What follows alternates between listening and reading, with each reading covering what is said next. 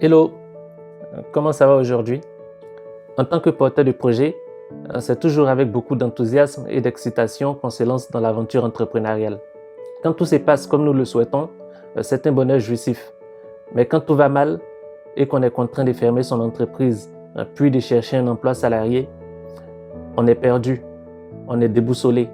C'est comme si le ciel nous tombait sur la tête. C'est une situation qui n'est pas toujours facile à surmonter.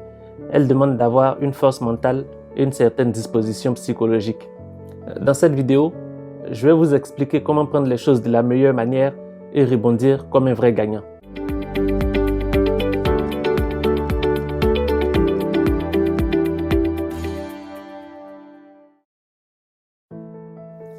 Perdre son entreprise par contrainte ou volontairement est toujours un coup dur pour l'entrepreneur.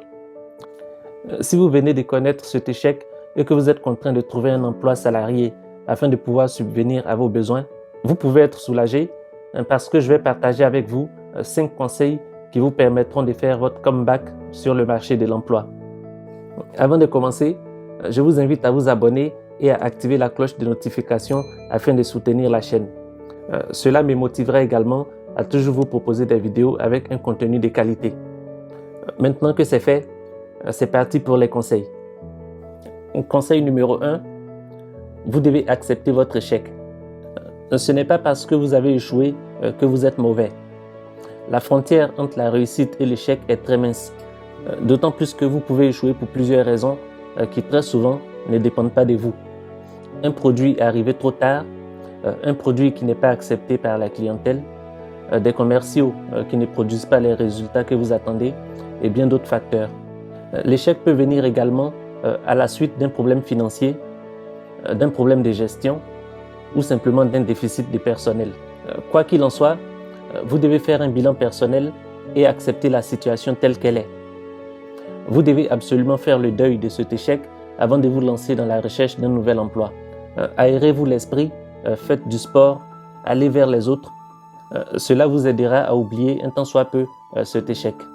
Il n'y a pas de honte à devenir un employé quand on a été directeur d'entreprise. Bien au contraire, cela sera la preuve de votre force mentale et de votre capacité à être résilient. Une fois que vous aurez accepté cet échec, vous aurez franchi l'étape la plus difficile pour votre nouvelle aventure. Il ne vous restera plus qu'à garder l'espérance qu'il vous arrivera encore des choses positives dans la vie. Conseil numéro 2, gardez l'esprit positif. Votre déception peut être très grande après l'arrêt de votre activité entrepreneuriale. C'est tout à fait compréhensible.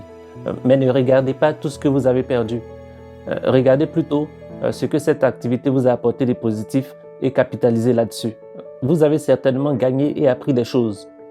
De plus, désormais, vous avez la liberté d'avoir de nouvelles pensées, de songer à de nouvelles choses, d'envisager de nouveaux horizons et d'exploiter vos autres capacités que vous n'aviez pas pu mettre à profit. Voyez cela comme une chance de renforcer vos capacités pour de nouvelles aventures et d'envisager la vie avec un enthousiasme doublé et une rage de vaincre quadruplée. Conseil numéro 3, faites un bilan personnel. Un nouveau départ après un échec engendre toujours une phase de doute et de questionnement. Il est normal que vous ressentiez une sorte d'anxiété à l'idée d'envisager votre avenir autrement. Cette anxiété est due au fait que vous puissiez manquer de recul sur vous-même. Faites donc un bilan personnel. Cela est nécessaire pour bien aborder votre nouvelle orientation. En tant qu'entrepreneur, vous avez certainement appris des choses. Vous devez donc faire la liste de toutes ces compétences acquises lors de cette expérience, notamment en direction, en gestion, en marketing, en communication, en management, en logistique et autres. En faisant le bilan, vous découvrirez certainement des compétences dont vous n'aviez pas forcément connaissance de posséder et que vous pourriez mettre en avant dans votre quête d'emploi. Conseil numéro 4, présentez-vous comme un spécialiste dans un domaine. Une fois que vous aurez fait votre bilan personnel, vous allez voir clairement les compétences dans lesquelles vous êtes à l'aise.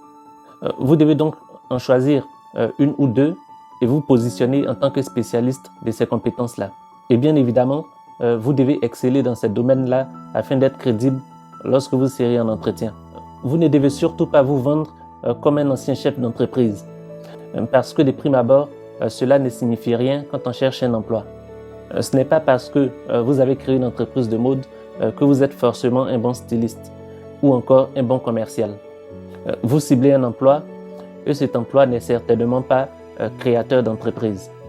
L'objectif ici est que vous puissiez véritablement vous présenter comme un expert dans un domaine et non comme une personne en chute libre. Vous devez donc faire preuve de la maîtrise d'un secteur d'activité ou d'une fonction. Et cela nous amène au conseil numéro 5. Insistez sur vos qualités. Lorsque vous êtes à un entretien d'embauche, le recruteur s'intéresse à vos compétences et à vos qualités. C'est ce qui est important pour lui. Vous devez donc parler de ce que vous savez faire concrètement, d'où l'importance de vous présenter désormais en tant qu'un spécialiste. Mais vous devez aussi et surtout insister sur vos qualités. Le recruteur appréciera par exemple votre autonomie, votre courage, votre aversion au risque, votre capacité à prendre du recul et votre résilience. Vous devez sur la base d'exemples montrer comment vous gérez certaines situations. En tant qu'ex-entrepreneur, vous savez qu'un centime est un centime et c'est important pour la vie de l'entreprise. Vous pouvez donc mettre la main à la pâte quand il le faut, où il le faut, parce que vous en connaissez l'importance. Et de plus, vous êtes pluricompétent. Après avoir insisté sur vos qualités, votre expérience d'ancien chef d'entreprise sera la cerise sur le gâteau qui finira par convaincre le recruteur. En bonus, je vous conseillerais de cibler les petites entreprises parce qu'elles seront beaucoup plus réceptives à un profil comme le vôtre qui pourra leur apporter son expérience. Pour terminer, j'aimerais vous dire que rien n'est jamais perdu tant qu'on a le souffle de vie.